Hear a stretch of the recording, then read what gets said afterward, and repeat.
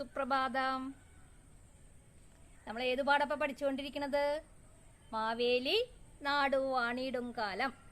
കവിത എല്ലാവരും ചൊല്ലി നോക്കിയാ, എഴുതി നോക്കിയാ? എഴുതി പഠിച്ചു അല്ലേ? എത്ര വരിയാണ് എഴുതി പഠിച്ചത്? ആദ്യത്തെ 4 വരി ഒന്ന് ചൊല്ലാമോ? ആദ്യത്തെ 4 വരി.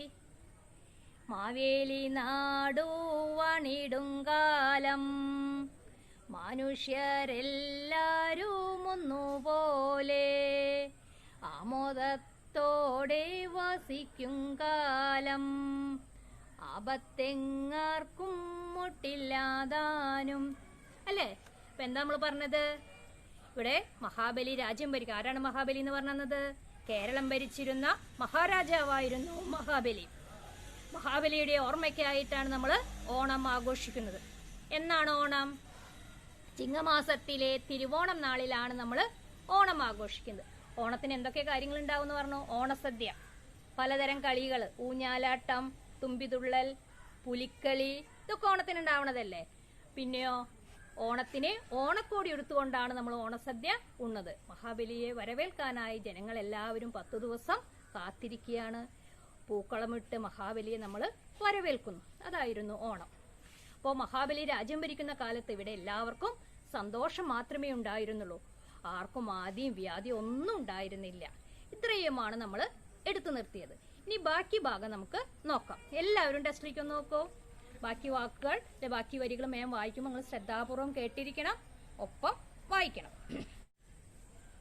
കള്ളവുമില്ല, ചതിയുമില്ല, എള്ളോളമില്ല, പൊളിവചനം, വെള്ളിക്കോലാദികൾ നാഴികളും എല്ലാം കണക്കിനു തുല്യമായി, കള്ളപ്പറയും ചെറുനാഴിയും കള്ളത്തരങ്ങൾ മറ്റൊന്നുമില്ല.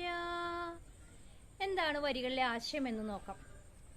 അപ്പൊ എന്താ പറഞ്ഞത്? മഹാബലി നാട് വാഴുന്ന കാലത്ത് ഇവിടെ എല്ലാവരും ഒന്നുപോലെയായിരുന്നു. സന്തോഷത്തോടും ഐക്യത്തോടും സമ്പൽ സമൃദ്ധിയോടും കൂടിയാണ് ഇവിടെ ജീവിച്ചിരുന്നത് എന്നാണ് നമ്മൾ പറഞ്ഞു വന്നിരുന്നത്.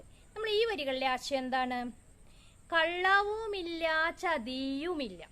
ആരും അങ്ങോട്ടും ഇങ്ങോട്ടും നുണ പറയുക, കള്ളത്തരങ്ങൾ ചെയ്യുക ഒന്നും ഉണ്ടായിരുന്നില്ല.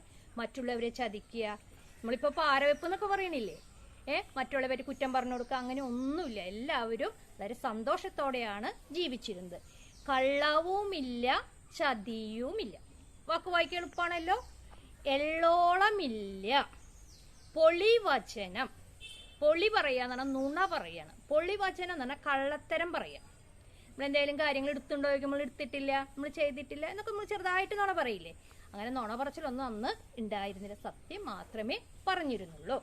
എള്ളോളമില്ല, ഒരു എള്ളിന്റെ അത്രയ്ക്ക് പോലും, എള്ളുങ്ങൾ കണ്ടില്ലേ, ചെറിയൊരു സാധനമല്ലേ, അത്രയ്ക്ക് പോലും ആരും നുണ പറയില്ല.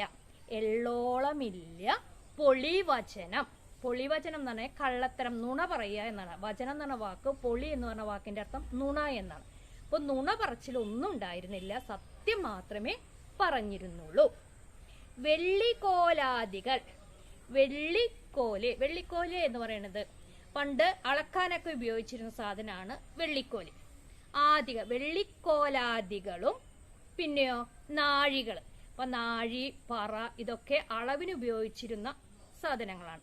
അപ്പൊ നെല്ലൊക്കെ അളക്കാനായിട്ട് നമ്മൾ എന്ത് ചെയ്യും? പറയിലാണ് അളക്കുന്നത്. നാഴിയിൽ അരിയൊക്കെ അളന്നെടുക്കും.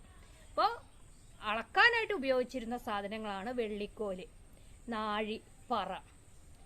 മെല്ലാം കണക്കിനെ തുല്യമായി. അപ്പൊ അളന്നെടുക്കണേൽ ഒന്നും ഒരു കള്ളത്തരം കാണിക്കില്ല. അപ്പൊ 2 പറ എന്ന് പറഞ്ഞാൽ അരി ഉണ്ടെങ്കിൽ 2 പറ തന്നെ അളന്നു കൊടുക്കും. അപ്പൊ 1.25 പറ എടുത്തിട്ട് 2 പറ എന്ന് പറയുന്ന ആ പരിപാടി ഒന്നും ഉണ്ടായിരുന്നില്ല. അന്ന് വളരെ കറക്റ്റായിട്ട് കൃത്യമായിട്ടാണ് ചെയ്യുന്നത്.